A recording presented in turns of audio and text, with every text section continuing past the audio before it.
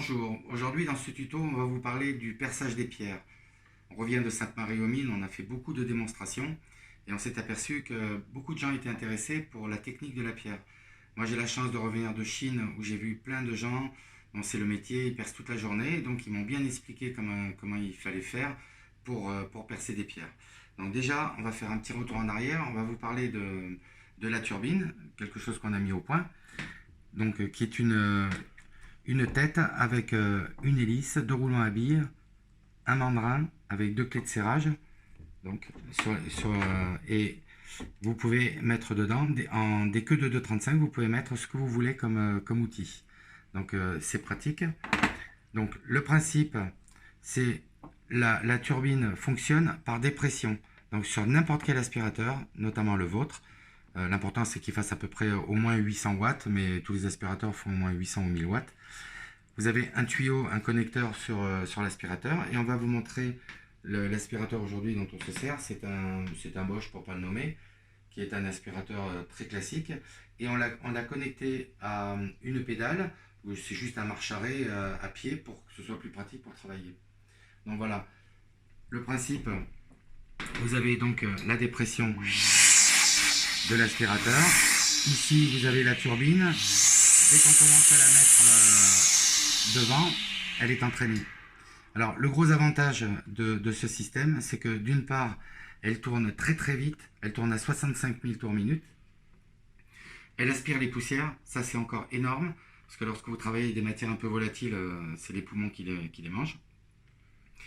Et donc ça permet comme ça de travailler à fleur d'eau avec un matériel tout en plastique et caoutchouc, donc vous n'avez aucun risque d'électrocution.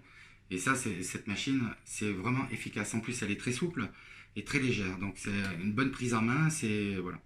Et la machine n'est pas chère du tout. Donc, c'est vraiment un nouveau procédé. Alors là, on va vous montrer, pour le perçage, comment on va percer une pierre. C'est une agate. On va percer cette pierre. Donc, le principe qu'il faut vraiment retenir, c'est que les forets, là, on va prendre un petit. Le foret, il doit rentrer, bien évidemment, à la surface de l'eau, à 45 degrés. On fait mordre le foret dans la matière, et quand ça commence à mordre, on redresse, et après, on va donner un léger mouvement circulaire. Là, j'exagère un peu pour bien vous montrer. Un léger mouvement circulaire en appuyant tranquillement. Comme ça va permettre de rentrer aisément dans la matière. Ensuite, comme le foret, il est petit, ça va servir d'avant-trou. On va pouvoir donc interchanger la tête, c'est pour ça que c'est intéressant d'avoir plusieurs têtes. On va prendre un foret plus long qui va lui pouvoir déboucher tranquillement pour le reste. Donc on va commencer par le petit, je vais vous montrer. Donc voilà, on interchange facilement. On va se mettre ici par exemple et on va commencer. Donc 45 degrés, vous allez voir, il va y avoir comme une légère fumée, c'est la matière qui commence à être attaquée.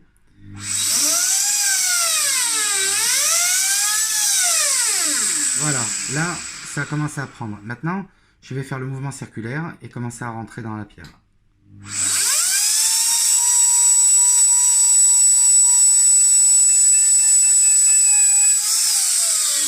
Voilà, là j'ai fait mon avant-trou. Je vais prendre maintenant le foret plus long. Et là, je vais finir mon trou. Voilà, donc je me remets à 45. Et là, j'appuie.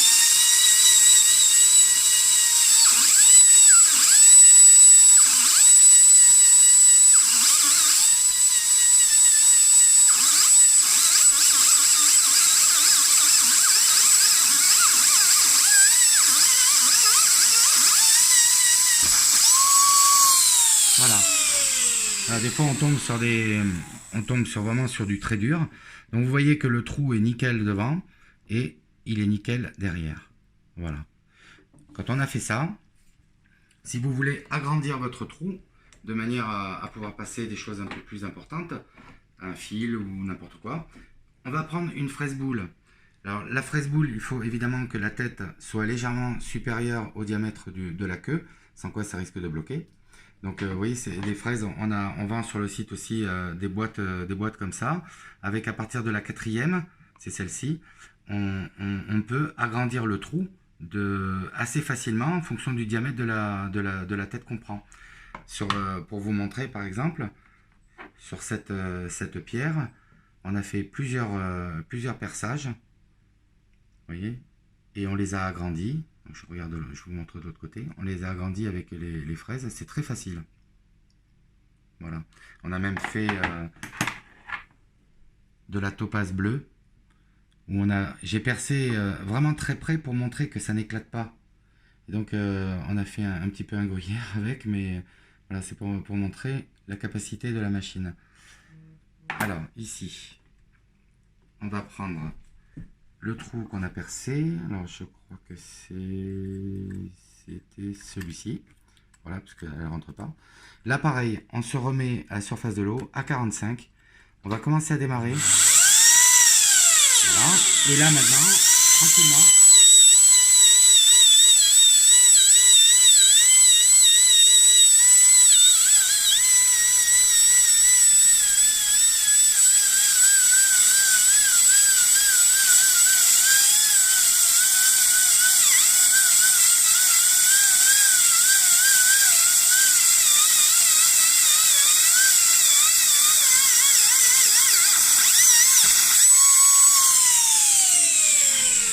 voilà, là on a fait un trou net et précis.